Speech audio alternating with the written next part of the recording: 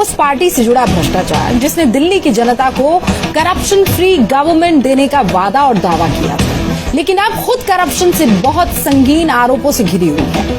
उससे भी गंभीर बात तो ये है कि ये करप्शन केजरीवाल के साढ़ू सुरेंद्र कुमार बंसल की कंपनी से जुड़ा हुआ है। हालांकि सुरेंद्र कुमार बंसल इस दुनिया में अब नहीं रहे। बहरहाल इस लेटेस्ट करप्शन स्टोरी में 3 बहुत इंपॉर्टेंट कैरेक्टर्स हैं, मुख्य किरदार अरविंद केजरीवाल, पीडब्ल्यूडी मंत्री सत्येंद्र जैन और केजरीवाल के साढ़ू की कंपनी रेणु कंस्ट्रक्शंस। देखिए कैसे फर्जी बिलों, बोगस कंपनियों के जरिए करोड़ों करोड़ों का खेल हुआ।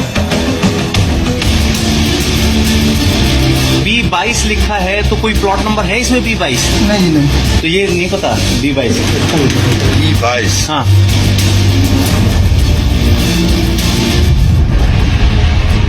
दिल्ली की जनता को लूटने की ये वो कलंक कथा है जिसे देखकर आप हैरान रह जाएंगे। भ्रष्टाचार पर चोट के वादे के साथ दिल्ली में सरकार बनाने वाले केजरीवाल की नीयत और नीति में ही खोट नहीं है, बल्कि बिलों के फर्जीवाड़े के जरिए समझिए कैसे करोड़ों का खेल हुआ।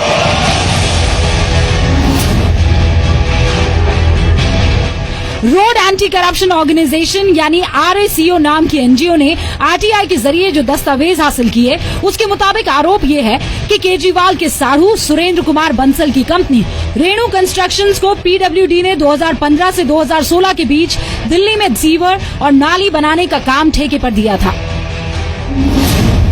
आरोपों के मुताबिक नियमों को ताक पर रखकर इस काम के करीब 10 करोड़ रुपए के बिल पास कर दिए गए। ये बिल बोगस कंपनियों के नाम ही पास किए गए। आरोपों के मुताबिक केजरीवाल के साढ़ू सुरेंद्र कुमार बंसल ने महादेव इम्पैक्ट से ड्रेनेज सिस्टम के लिए कंस्ट्रक्शन मटेरियल खरीदा। इस कंपनी का एड्रेस सोनीपत में B22 इंडस्ट्रियल एरिया का दिया गया था, लेकिन सोनीपत में इस पते पर महादेव इम्पैक्ट नाम की कोई कंपनी है ही नहीं। महादेव इम्पैक्ट्स के नाम से बिल फाइल किए गए, एड्रेस दिया गया B22 इंडस्ट्रियल एरिया सोनीपत। इस वक्त हम उसी इंडस्ट्रियल एरिया में हैं और यहाँ B22 नाम का कोई प्लॉट है ही नहीं। किस इलाके का नक्शा है? इस इंडस्ट्रियल एरिया है ये सोनीपत इंडस्ट्रियल एरिया है। सोनीपत इंडस्ट्रियल। और जो ये B22 लिखा है तो कोई प्लॉट नंबर है इसमें B22? नहीं। बी का कोई ब्लॉक ही नहीं, बी का कोई प्लॉट नहीं है इसमें। कोई प्लॉट नहीं। रोड एंटी करप्शन ऑर्गेनाइजेशन नाम की NGO के कार्यकर्ता राहुल शर्मा ने मामले को उठाया था। इन कंपनियों के माध्यम से इन्होंने PWD डिपार्टमेंट से काम लिए। काम लेने के बाद इन्होंने क्या किया कि मटेरियल प्रोक्योर करने के नाम पे इन्होंने फ्रॉडुलेंट कंपनीज के फेक बिल्स जनरेट किए। तो उन्होंने वो फर्जी बिलों के नाम पे PWD डिपार्टमेंट से करोड़ों रुपए निकाल लिए। एंटी करप्शन ब्यूरो ने NGO RACO की शिकायत के आधार पर 3 मामले दर्ज कर लिए हैं। क्योंकि ये 3 अलग अलग कंपनियां हैं, लिहाजा तीनों पर जालसाजी, धोखाधड़ी और भ्रष्टाचार निरोधक अधिनियम की धाराओं के तहत 3 अलग अलग FIR दर्ज की गई है। करोड़ों के फर्जी बिल पास किए जाने के इस खेल में इन कंपनियों के अलावा PWD के कुछ अफसरों के नाम भी सामने आ रहे हैं। और इसमें के अंदर 3 मुकदमा दर्ज किए हैं। 3 मुकदमा इसलिए दर्ज किए हैं कि अलग अलग कंपनी है 3 कि जो बिल्स वगैरह हैं वहाँ से बिल फर्जी लगाए, जो कंपनी एग्जिस्ट नहीं करती उस कंपनी के भी उसमें बिल लगा दिए गए हैं।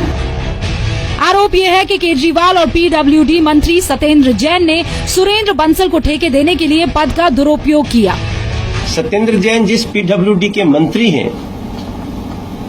उस PWD से एक ऐसा बिल भुगतान हो गया जो पूरी तरह से फर्जी है।